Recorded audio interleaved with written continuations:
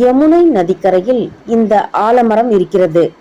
அக்ஷய் வடம் என்பதற்கு என்றும் அழியாதது என்று புராணங்கள் பொருள் சொல்கின்றன.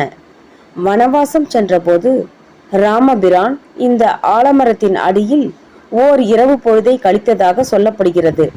இந்த ஆலமரத்தின் கிளைகள் யமுனை ஆற்றின் மேற்பகுதியில் தொங்கிக் கொண்டிருக்கின்றன. 1992ஆம் ஆண்டு இந்த மரத்தை சுற்றிலும் பளிங்கு கற்கள் அமைக்கப்பட்டது. சுமார் 22 மீட்டர் துணியால் இதன் அடிப்பகுதியை சுற்றி கட்டுகிறார்கள்.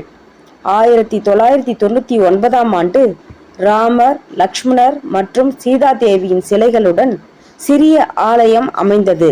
இந்த ஆலமரம் சமணர்களின் புனித தலமாகவும் உள்ளது.